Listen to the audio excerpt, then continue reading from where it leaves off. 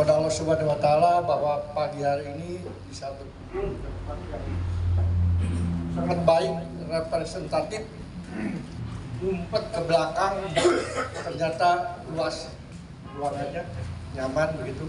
Pakai speaker juga bicara apa mungkin nggak kedengar ke pinggir jalan.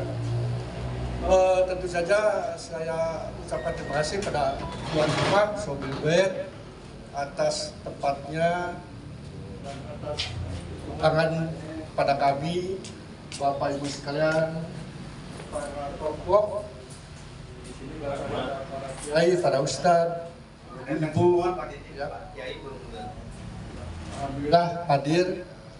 Tentu saja kehadiran kami di sini, walaupun kami ada di satu perhimpunan yang namanya tadi APPD,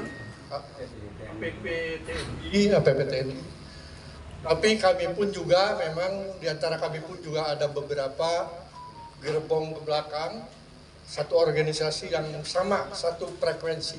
Insya Allah satu frekuensi juga sareng bapak-bapak, ibu-ibu sekalian. Purwakarta.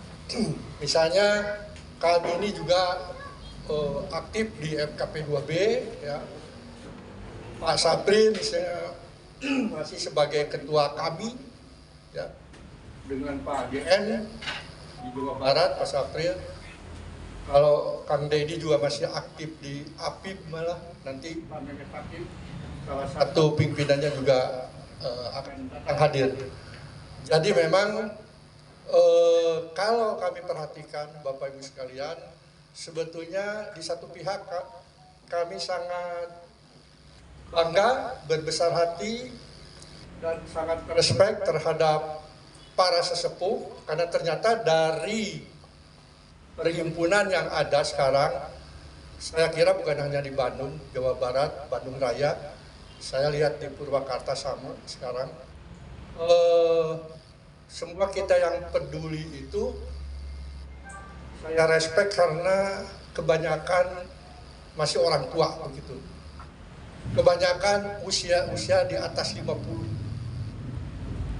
Satu pihak kami sangat respect, itu bukan apa-apa. Alhamdulillah dalam usia seperti saya ini, saya sudah 70 sekarang, mau ke 71.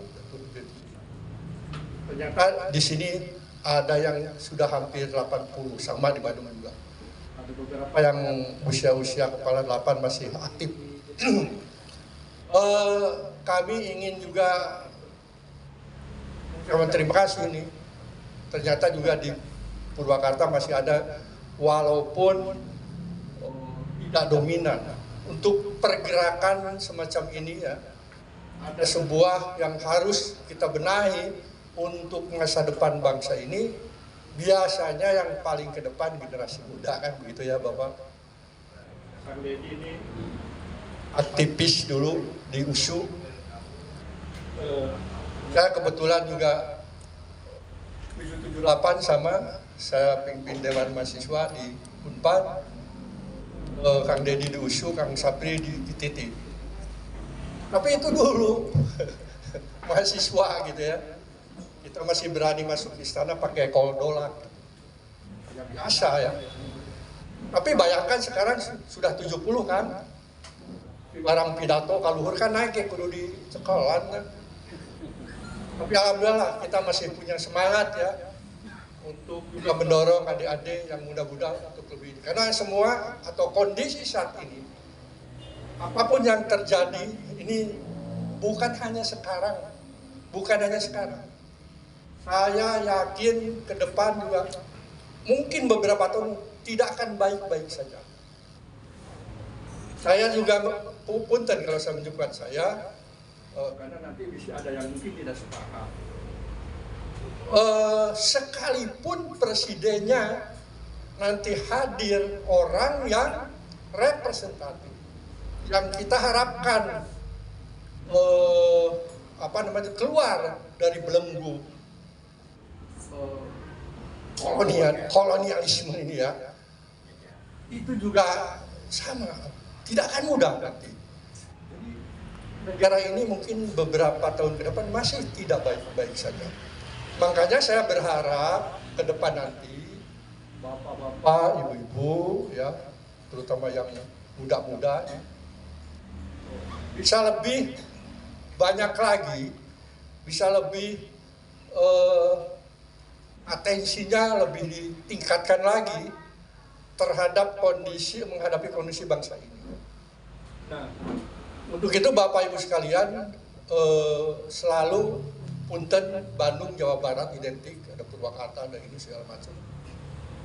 Teman-teman dari Jakarta itu dari dulu, seingat saya, sebetulnya kegiatan merespon kondisi bangsa ini seharusnya memang di tingkat nasional. Jakarta harusnya menjadi pusat sebuah gerakan merespon itu harusnya di Jakarta. Tapi entah gimana hampir dari beberapa dekade ini selalu pergerakan itu muncul dari Bandung, dari Jawa Barat. Tadi Kang Mehmet Hamdan menyebutkan di Bandung ini ada petisi 100. Sebetulnya sebelum petisi 100 ada pergerakan yang juga masif untuk mengingatkan rejim ini. Karena sudah keluar dari realnya. Tadi sudah panjang lebar sebenarnya sudah disebutkan, cuma ada poin yang penting yang menjadi masalah itu adalah dua. Satu tentu nomor satu karena ada perubahan undang-undang dasar, kan begitu Pak. Jadi undang-undang dasar 2002 beberapa kali amandemen, saya masih ikut kerja untuk perubahan, tapi tidak diberi lahan terlalu banyak waktu itu karena saya waktu itu masih di YLBHI dengan Bang Puyu. Nah rupanya perubahan ini memang sangat rahasia, kan? Jadi tidak bisa terbuka secara lebar dilakukan oleh BPHN, Badan Pembinaan Hukum Nasional. Beberapa undang-undang saya ikuti, tapi ketika Undang-Undang Dasar 45 itu di belakang lebih banyak dapur-dapur khusus. Nah, itu yang tidak kita ketahui. Akhirnya ya seperti Undang-Undang Dasar sekarang. Kalau orang menyebut ini Undang-Undang Dasar palsu, ya. Semua menjadi banyak yang dihilangkan. Ini mulai dari situ. Ini memang ada sebuah strategi dari oligarki, ya, dan ya dari musuh-musuh umat beragama terutama, khususnya Muslim di sini. Misalnya di bidang agama. Ya itu di bidang agama itu sudah jelas-jelas kan.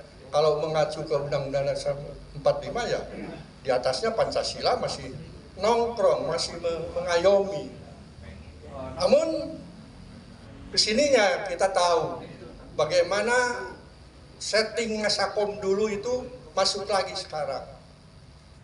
Trisila ujungnya ke gotong royong itu muncul. Bahkan yang kita khawatirkan waktu itu yang direspon teman-teman di Bandung dan alhamdulillah MUI ya Pak Sapri waktu itu.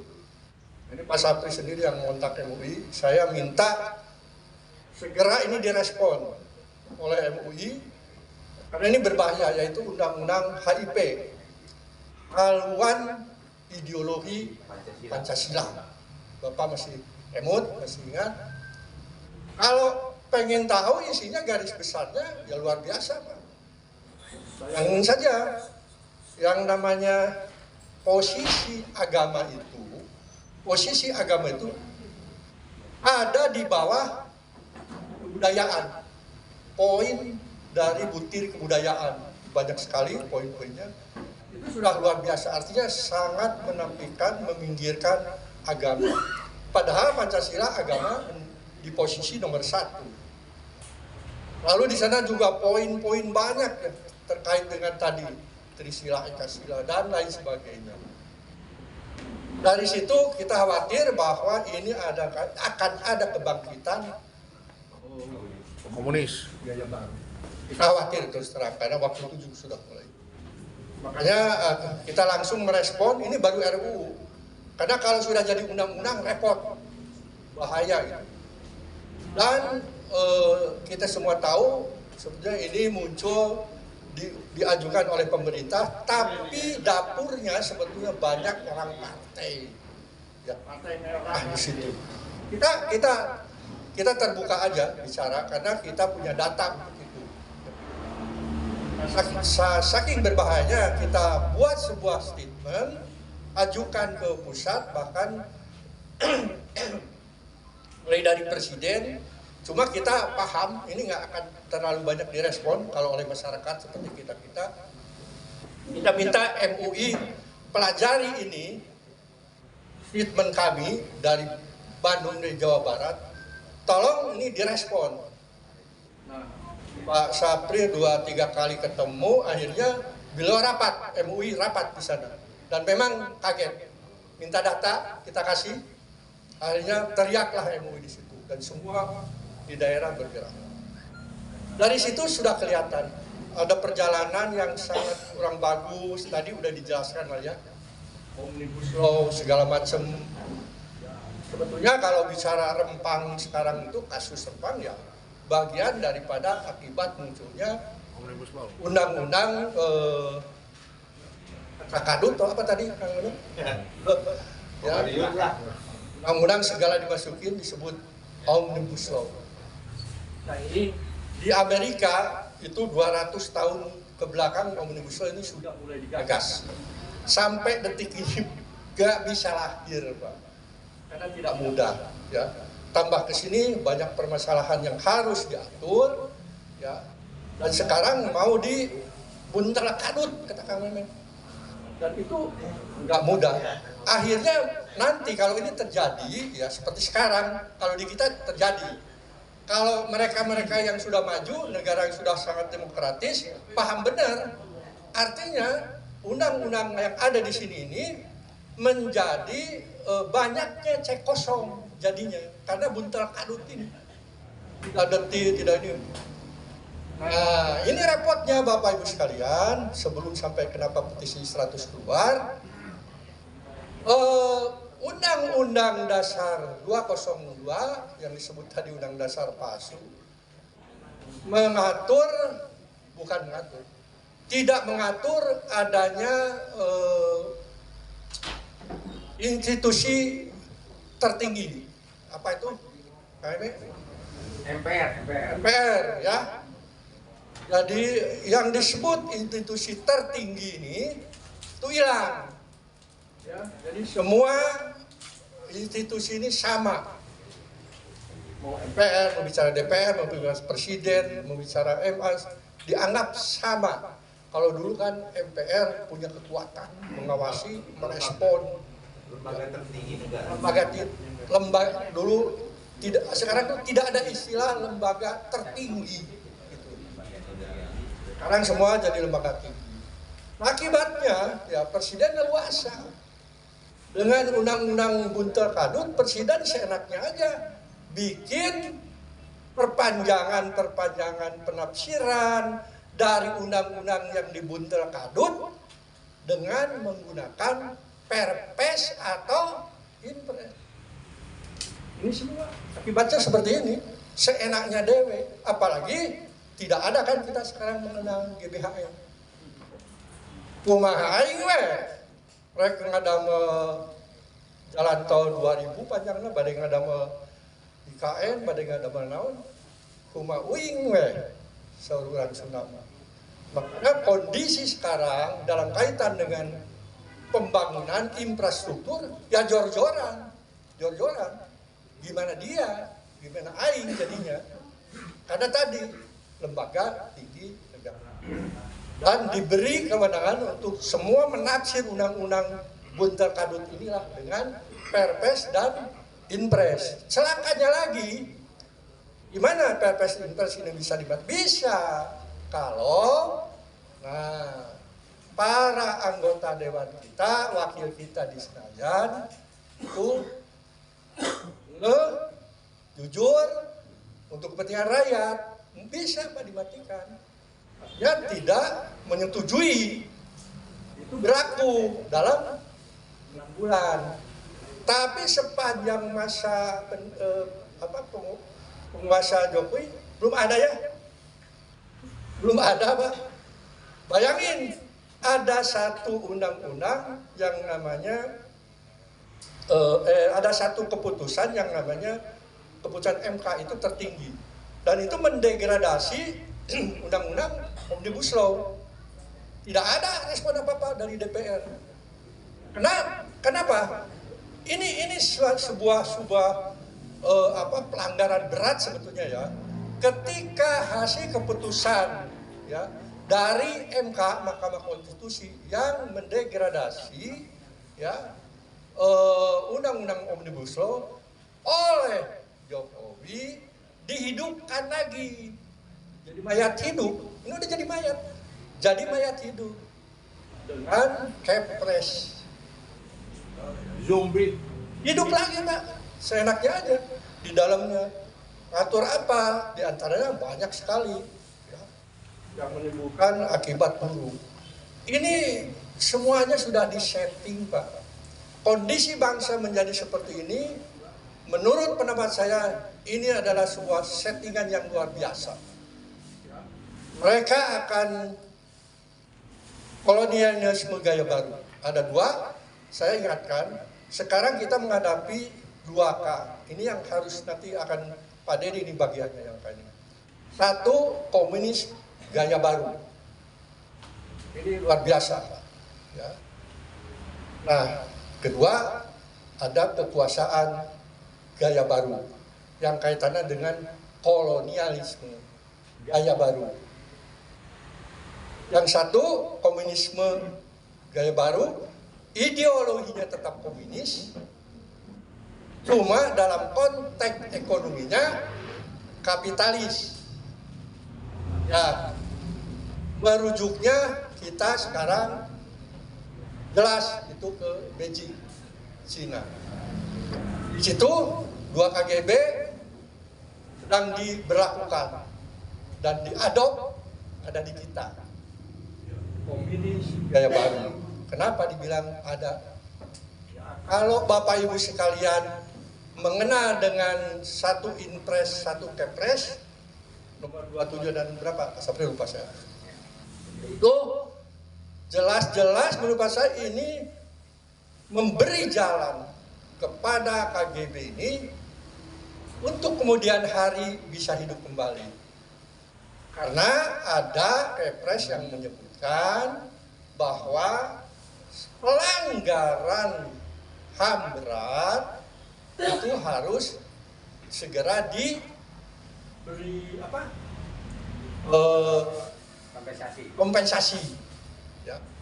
Jadi semua pelanggaran HAM berat, dan tentu saja terkait dengan kaitan tahun 65. Tidak ada di situ aturan yang menyebutkan kecuali. Mestinya kan begini.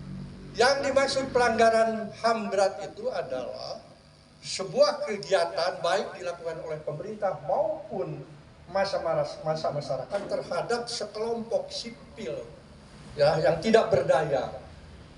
Nah, 65 terjadi sebuah gerakan yang boleh dikata ya sama itu. Korban itu sama, sebelumnya malah korban lebih banyak dari kelompok umat muslim khususnya. 65 ya karena itu ada kudeta, yang terbesar adalah di komunis itu, dan itu dianggap pelanggaran HAM berat. Yang bertanggung jawab di sini adalah TNI dan umat muslim. Itu. Kalau disebutkan mereka harus diberi santunan karena terjadi pelanggaran HAM berat, tentu pertanyaannya siapa yang melakukan, kan itu, Pak. Coba siapa yang melakukan? Melakukan kan waktu itu quote and quote TNI dan masyarakat. Lalu ada lagi pertanyaannya, yang diberi itu siapa? Yang diberi ya keluarga besar keturunan PKI. Jadi secara tidak langsung dari narasi itu adalah PKI istilahnya tidak bersalah dan harus ganti rugi. Hanya belum berani mengatakan minta maaf, itu saja. Mungkin besok lusa ada lagi Inpres, Kepres, Presiden minta maaf, bisa terjadi. Itu KGB. Kapitalis nggak usah dijelasin, banyak sekali. dari kejadian-kejadian yang bikin repot ya. Kalau konteks kapitalis ini adalah 100 tahun lebih, tanah-tanah yang dulu hanya 40 tahun AGB segala macam bisa digunakan oleh asing. Ya kenyataannya asing, banyaknya asing. Bayangkan Pak, tuh, bagaimana waktu yang cukup panjang mereka dengan teknologi yang luar biasa mengeruk sumber daya alam yang semua ada di kita. Ini kan bahaya gitu, bahaya terutama untuk generasi muda ke depan. Kalau saya dan para sesepuh di sini kan udah tinggal ngitung waktu tuh. Nah, ini generasi muda, cucu kita, anak kita gimana masa depan? Inilah yang menurut saya bahaya 2 KGB. Nah, terakhir dalam konteks pemaparan ini muncullah kenapa mesti kita munculkan yang namanya petisi 100. Petisi 100 itu adalah konteksnya lebih ke memakjulkan Jokowi. Kenapa harus dimakjulkan? Itu tadi sudah dijelaskan. Dia dan kawan-kawan rejim itu sudah menjadi bagian yang bisa merusak bangsa ini. Itu bisa menghabiskan sumber daya alam bangsa ini, bisa merusak bangsa ini secara ekonomi, bahkan proses pemiskinan bisa terjadi akibat itu. Loh, Mahfud MD mengatakan, bukan saya, teman-teman juga tahu, bahwa kalau dikelola negara ini dengan sumber daya alam yang ada dengan baik, kita tidak perlu menyekolahkan anak pakai duit, semua gratis. Pendapatannya bisa 3 kali lipat dari sekarang per kapita. Itu Mahfud MD. Bujeng-bujeng kan sekarang sekolah, pengangguran, gimana repotnya. Sampai ke utang negara sudah dijelaskan. Kalau bapak-bapak tahu, saya juga baru tahu dari ahlinya. Ternyata uang yang ada di kita ini hampir 11.000 triliun. Bukan 11 yang tadi kan. Beda. Lagi. Ternyata hitungannya ada 10.000 lebih T yang beredar di negara kita. Berapa APBN yang dikuasai oleh negara? Ternyata itu hanya 3.000. Ya. Oleh pemerintah, masyarakat dan apa itu UKM segala gitu ya, itu hanya 1.000.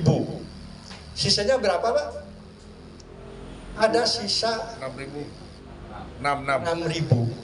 6.000 dikuasai oleh asing. Jumlahnya juga kurang dari 10. Gila Kak? Si asing menguasai duit yang berputar 3 kali lipat APBN. APBN kita cuma 3.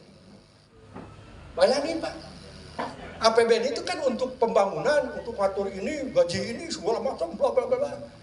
Si asing boga 3 kali lipat. Bayangin, luar biasa ya negara kita. Ya, sebetulnya itulah. Balik-balik. Makanya ini dengan undang-undang ini ada sebuah proses pemiskinan. Dengan perubahan undang-undang dasar 2202 itu ada proses pemiskinan sebetulnya di dalamnya. Pemiskinan. Ya, pemiskinan kepada masyarakat supaya tidak bisa Rakyat dimiskinkan. supaya tidak bisa bergerak apa-apa. Seperti sekarang Pak, kita sulit, ya kan? Bapak-bapak di sini sama Pak, jangan kan juga di luar kota. Sebut saja di Bandung juga. Ayo kita demo. Ini ada yang perlu direspon bahwa kumpul semua segala macam. Begitu ada tarif untuk bis sekian-sekian, ya 30-40% mundur lah. Kenapa? Repot kita Pak. Ya. Apalagi kalau bicara urusan beras aja seperti sekarang kan tidak lucu Pak. Kita bisa bangun luar biasa ratusan triliun ini untuk ini puluhan triliun ini. Lo beras aja ngantri ribut. Ini kan nggak lucu. Jadi negara atau pemerintah sekarang sedang memberikan sebuah hadiah besar pada para kolonialisme ini, ya kan? Sementara kepada rakyatnya ada sebuah proses pemiskinan. Maka lahirlah petisi 100. Tidak bisa Pak sekarang diperang itu, harus dipangkas. Karena yang jadi apa namanya permasalahannya, biang keroknya ya ini. Itu permasalahannya. Tentu dari sini nanti juga ke DPR, MPR. Itulah petisi 100 kenapa mesti dilahirkan. Nah sekarang prospeknya bagaimana? Bapak Ibu sekalian, para kiai, para ustadz, saya tahu persis. Mereka punya segalanya. Kekuasaan, duit, senjata, keamanan, dan lain sebagainya. Kita punya apa? Tadi saya sudah jelaskan. Ya. Sebut saja 1.000 triliun, dibagi berapa ratus juta, Pak. Jadi kita di kantong punya duit berapa sekarang. Mau ngelawan mereka yang namanya Adaga aja tadi sudah disebut dengan angka 6.000 triliun. Tapi saya yakin dengan apa namanya keyakinan kita ya untuk masa depan anak bangsa ini, saya yakin kita apa namanya tidak boleh gentar begitu. Di atas kertas boleh dikatakan bahwa kita nggak bisa ngapa-ngapain, ngelawan bukan tembok, tapi pagar besi, ya, besi bukan tembok biasa. Tapi di atas kertas, di atas langit ada kekuatan lagi. Jadi kenapa saya masih insya Allah masih semangat, bapak-bapak juga insya Allah masih semangat.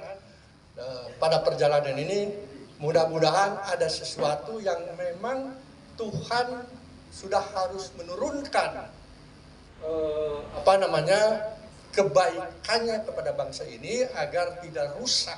Amin. Anak bangsa ini. Insya Allah harus yakin itu.